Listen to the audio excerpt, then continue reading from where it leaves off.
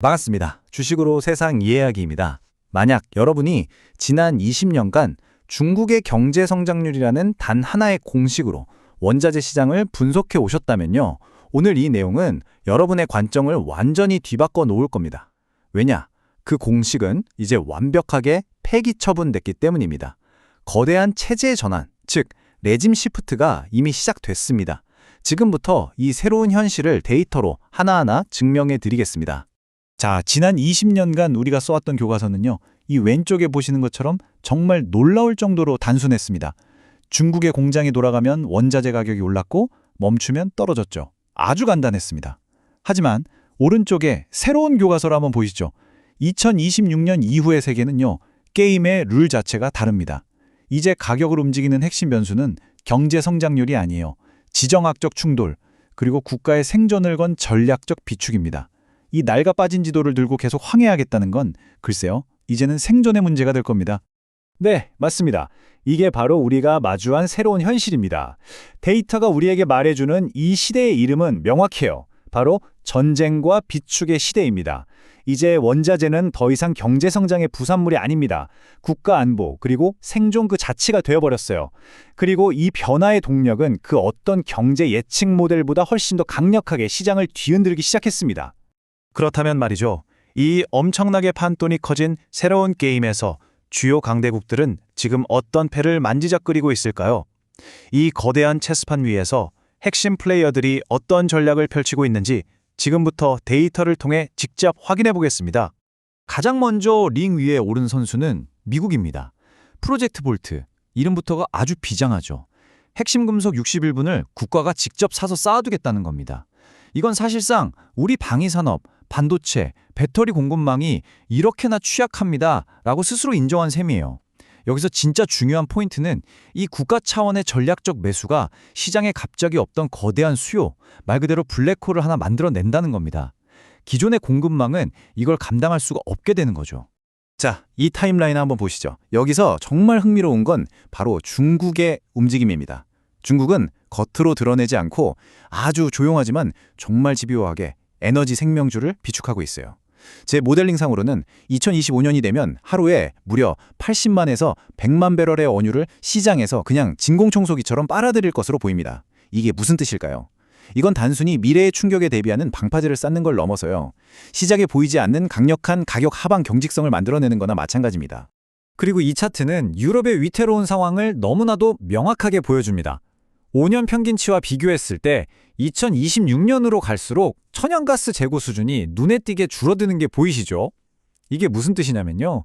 그냥 예년보다 조금 더 추운 겨울이 온다거나 어디선가 공급 차질이 아주 살짝만 생겨도 유럽은 그야말로 순식간에 다시 한번 에너지 대란의 한복판으로 빨려 들어갈 수 있다는 강력한 경고등입니다. 자, 그럼 각국이 이렇게 필사적으로 안보를 사들이는 대가는 실제 시장 가격에 어떻게 반영될까요? 구독자 여러분, 바로 이 지점부터가 여러분의 포트폴리오 수익률과 직접적으로 연결되는 가장 중요한 부분이니까요. 한번 집중해서 들어보시죠. 만약에 호르무즈 해협이 6개월간 봉쇄되는 최악의 지정학적 시나리오가 발생한다면 제 모델상 WTI 유가는 배럴당 160달러까지 치솟을 수 있습니다. 이건 그냥 상상력이 아니에요.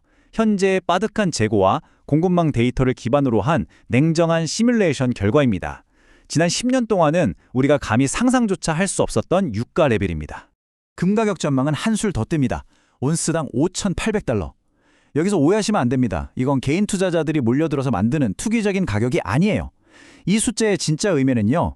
전 세계 중앙은행들이 달러 같은 명목화폐의 가치를 더 이상 신뢰하지 않고 금이라는 진짜 하드 에셋으로 도망치고 있다는 아주 강력한 시그널입니다. 자, 시야를 조금 더 넓혀볼까요?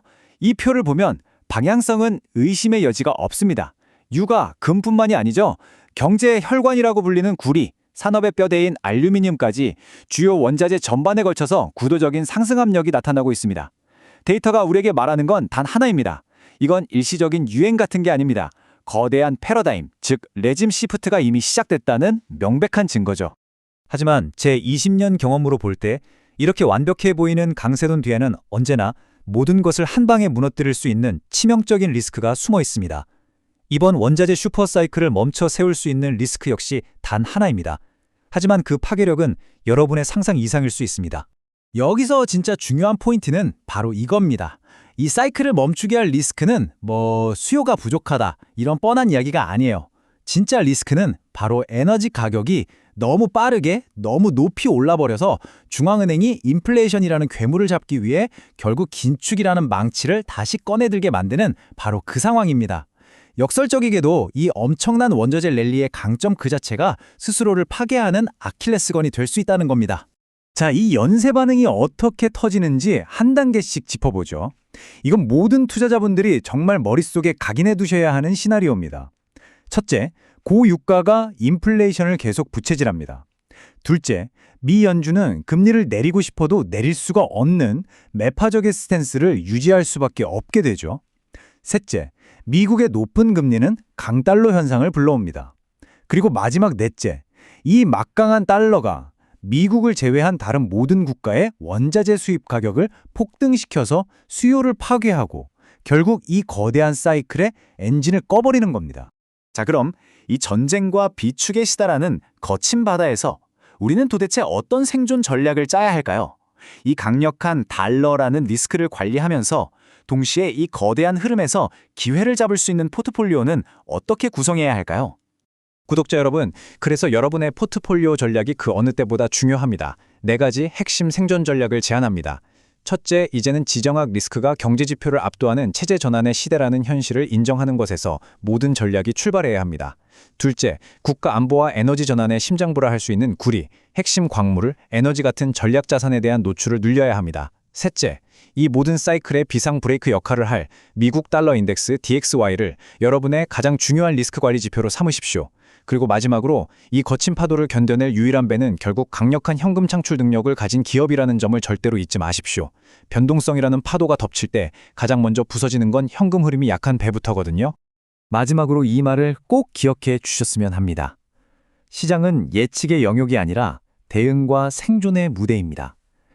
미래를 맞추려고 애쓰는 점쟁이가 아니라 지금 우리가 어떤 시대에 어떤 룰 위에서 게임을 하고 있는지 정확히 이해하고 그 안에서 살아남고 번성하기 위해 끊임없이 대응하는 전략가만이 승리할 수 있습니다.